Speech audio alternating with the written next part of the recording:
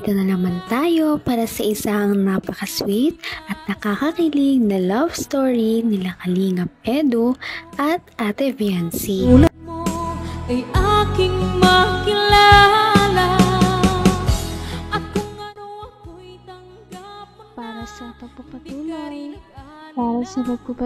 ng ating love story ay ito ang pagpapatuloy ng kanilang Hong Kong trip.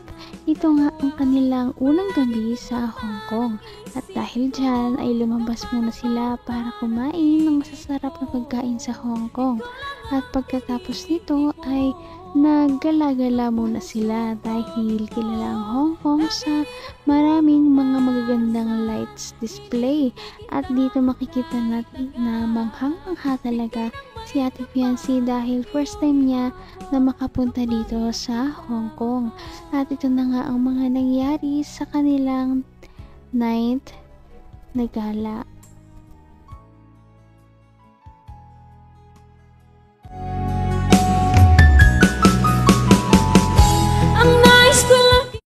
May mga photo bombs eh.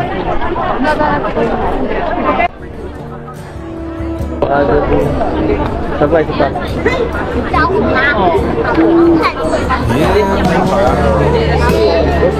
Ay, parang ganda sumakay dun, oh. Nakasakay na kami dyan dati. Dito sa yung yung may Mahilig ka ba sa ganyan? Takot ka sa dagat? Hindi. Hindi man. Ano kaya meron? Iba pa rin sa mga pinupuntahan sa Manila, no? Nakikita ko lang sa TV. Nakikita mo sa TV ganito? Ang ganda, no? Iba pa rin talaga pag iba man. Napaka ang linis, ang ganda. Dito tayo, ganda lang. Dito nakatap tayong selfie. Mas maganda din ito.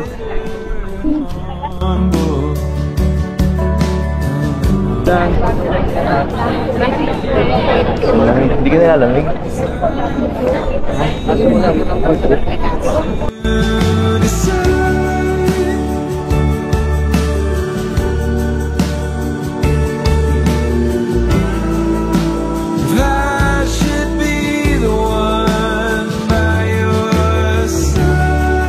Grabe, parang walang katakutan ng mga...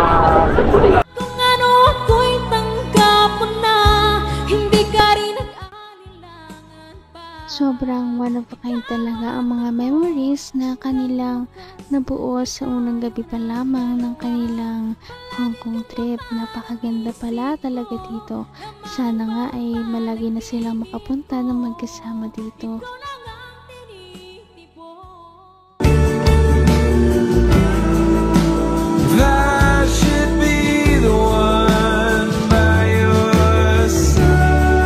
Grabe, parang walang katakutan ng mga... Hindi ka rin dito magsasapuntahan.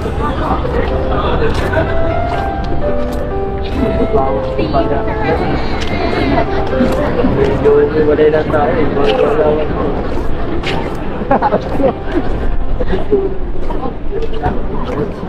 Alam mo ba, dito legal dito ang pagiging public. Kaya gagayahin na ng take ka kaunti. Gagayahin na ng konti sila. Pagod. Ay, grabe.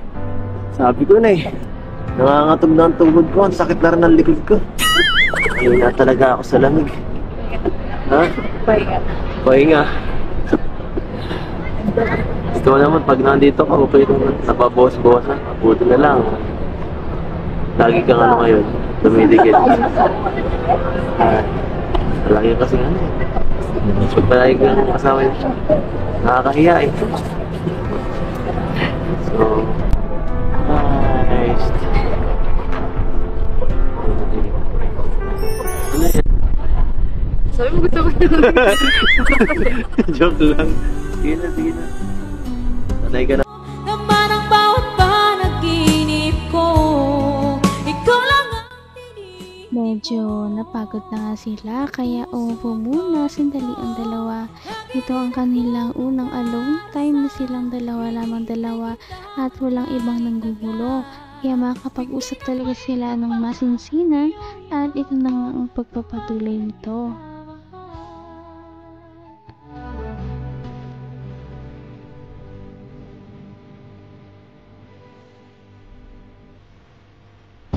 Ay, teka lang, may ano lang ako, may kukunin lang ako. Teka lang, dito ko lang ha. Hindi mo na ako balikan. Mabilis lang.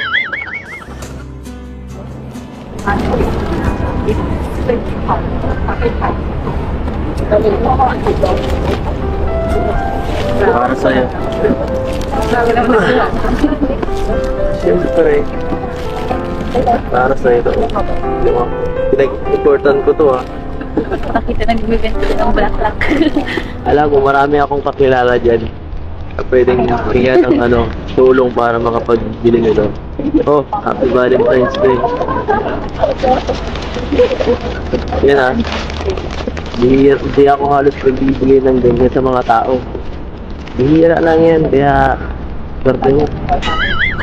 Swerte mo kasi sa mga mahalagang tao ko lang binibigay yan. Isa ka din.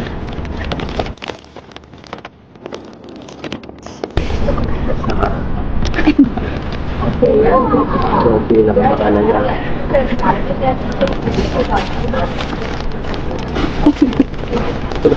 O bakit? Grabe, sobra-sobra na.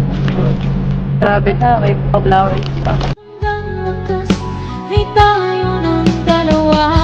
Palagi kang naman ang isip ko. Grabe naman talaga ang sweetness ni Kalingap Edu. Biruin mo yon, naisip niya pa talaga na bigyan si Ate Biancy ng bouquet ng flowers sa pagpunta nila dito. Ito ang unang natanggap ni Ate Biancy ng bouquet ng flowers sa ibang bansa. At galing ito kay Kalingap Edu, kaya nakakilig talaga. O bakit? Grabe, sobra-sobra na. Grabe na, may flowers pa. Siyempre. Dapat natutulog lang ako. Siyempre para tuloy-tuloy ang saya. No? Para yan ang makiuso naman tayo kahit pa paano. Makiuso naman tayo sa mga millennial kahit pa paano. Next month lang makatanggap ko nila ng Valentine's. Uy. Sigurado seryoso ka? Ako pa lang.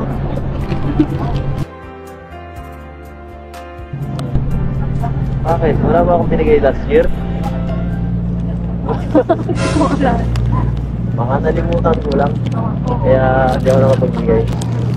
Alam mo, ito siguro ang pinakamagandang Valentine's Day sa buong buhay ko. Oh. Ako din siguro kasi nasa ibang bansa. Oo. Tapos kasama pa kita, no? Kaya doble ang saya. Ito mga ganung bagay na ano ko lang to eh. Nai-imagine ko lang to eh. Nai-imagine ko sa utak ko. No? Kasama mo yung taong mahal mo. Ano ka lang. Masaya lang. Nakatambay lang sa ano. So ganito, simpleng ano lang. Diba? Napaka-romantic. Napaka-special. Lalong mapafall na talaga nito si Ate Biancy sa mga ginagawa at moves ni Kalingap Edu sa kanya. Dahil ito ang kanyang first time na mabigyan ng flowers at nasa ibang bansa pa. Kaya naman nabangan din natin ang mga susunod nilang mga kilig moments sa ating mga susunod na video. Napaka-sweet talaga nila at napakabait ng tambalang ito kaya maraming sumusuporta.